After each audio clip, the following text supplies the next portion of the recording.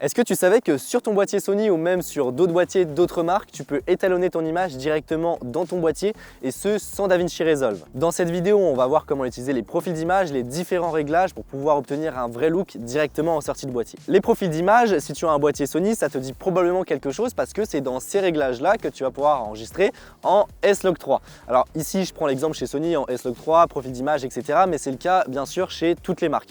Le problème d'enregistrer en log, même si effectivement ça va nous permettre d'avoir beaucoup plus de latitude à l'étalonnage, c'est que ça nécessite d'avoir du temps pour pouvoir étalonner ces images. Et pour pas mal de productions, soit à petit budget, donc tu n'as pas forcément du temps à consacrer à l'étalonnage, ou pour d'autres productions où justement il y a besoin d'être très rapide, très efficace, il faut poster directement sur les réseaux sociaux, par exemple un salon, du reportage, etc. Et on a besoin justement d'avoir une image hyper clean en sortie de boîtier pour pouvoir justement skip un petit peu cette étape d'étalonnage sur DaVinci. Donc ce que je vais t'expliquer dans cette vidéo est hyper important si tu souhaites avoir une image avec un certain look directement en sortie de boîtier et donc ne pas avoir à faire d'étalonnage en post-production.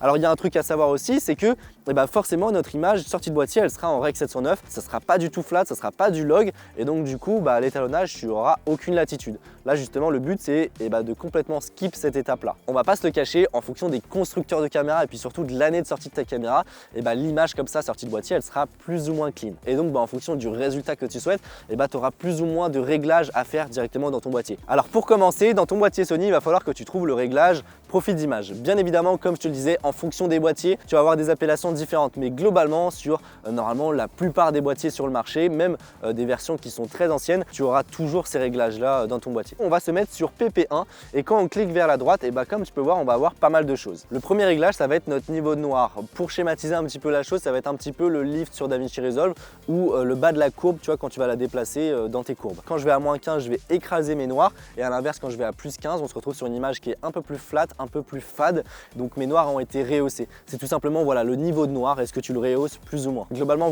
pour la plupart des utilisations, c'est à toi d'ajuster, mais on sera entre plus 3 et moins 3 en fonction de ce que tu as envie.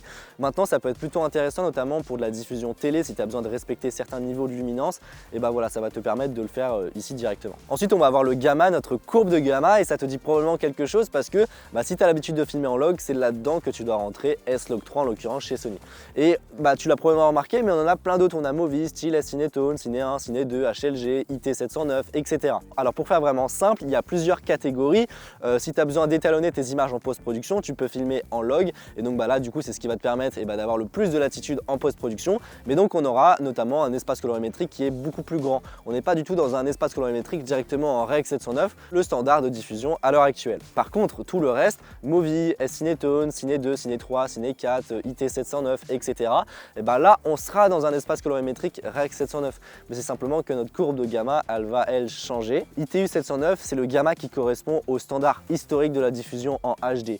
Donc, grosso modo, c'est celui qui respecte toutes les normes. Tu as une image clé en main prête à la diffusion. Pour de la diffusion télé, des lives, etc. C'est probablement celui que tu vas devoir utiliser. Et dans la même lignée que le ITU 709, on va avoir le style, le Movi, qui sont quand même des images avec très peu de dynamique, très contrastées, des hautes lumières qui clippent très rapidement. Donc c'est pas ouf. Et moi, dans la plupart des cas, je te conseille de t'orienter vers le S-Cinetone par exemple. Le S-Cinetone, il est propriétaire aux caméras Sony, donc tu retrouveras pas ce gamma là dans des caméras concurrentes, mais par contre tu auras plein d'autres gammas qui grosso modo en fonction des marques te permettront d'avoir le même rendu. Le S-Cinetone, il a été conçu pour te permettre d'avoir un look ciné directement en sortie de boîtier. Donc on va avoir une image qui est beaucoup plus naturelle avec une priorité au ton de chair, avec un roll-off qui est beaucoup plus progressif, donc un ciel qui sera globalement en gros moins cramé. Bref, globalement c'est un excellent compromis puisqu'on se retrouve avec une image qui est pas fade comme du log, donc qui est directement exploitable, mais qui est pas non plus dur comme on pourrait retrouver avec le IT709 ou le Movi, le style. Pour terminer, dans la même lignée que le S-Cinetone, on va retrouver le Ciné 1, Ciné 2 et Ciné 4 qui grosso modo sont des coupes de gamma qui sont un poil différentes, mais qui pareil vont te permettre d'avoir un rendu ciné directement en sortie de boîtier. Après, je te laisse tester ça à la maison. Ensuite, gamma noir, c'est un réglage qui va te permettre d'agir sur le gamma, le contraste dans tes basses lumières. Donc là, tu vas avoir pas mal de réglages. À la différence de niveau de noir, où là, le niveau, ça te permet juste de monter, descendre ton lift. Là, c'est vraiment le contraste, ton gamma dans les basses lumières. À l'inverse, le coude, on l'appelle aussi le CNE. Là, pour le coup, ça va être le haut de ta courbe. Tu sais, dans DaVinci Resolve, parfois, tu es là à smoother le haut de ta courbe. Là, c'est pareil. Grosso modo, ça va te permettre de amortir plus ou moins les hautes lumières. Donc là, quand tu le passes en manuel, c'est ce que je te conseille de faire. tu vas avoir deux réglages, la pente et puis le point. Et donc ça va te permettre de déplacer le point exactement comme dans DaVinci Resolve de ton coude. Le mode de couleur, c'est le deuxième réglage clé après le gamma.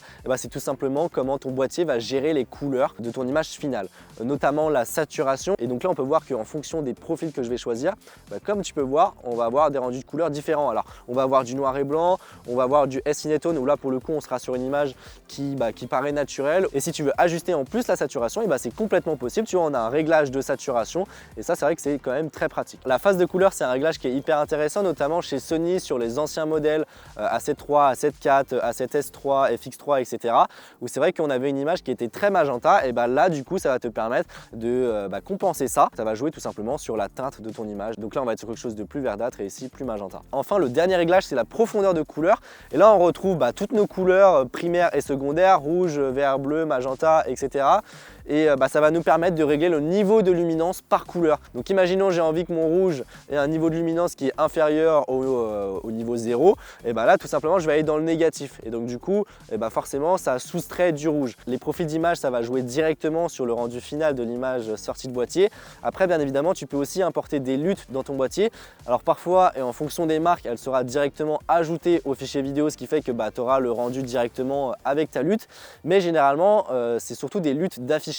Donc ça ne sera pas du tout ajouté au fichier vidéo, c'est juste pour la prévisualisation. Depuis le début de cette vidéo, je te présente les fonctionnalités, les différents réglages. Je ne t'ai pas montré quel était le bon réglage, tout simplement parce qu'il n'y en a pas, ça dépend du boîtier que tu utilises et donc de ce que tu as envie de compenser et puis surtout des choix artistiques que tu as envie de faire. Voilà, c'était tout pour les profils d'image. Si tu as la moindre question, n'hésite pas dans les commentaires. Sur ce, si cette vidéo t'a plu, n'hésite pas à mettre un pouce bleu, à t'abonner pour en voir plus et puis on se retrouve pour une prochaine vidéo. Allez, salut!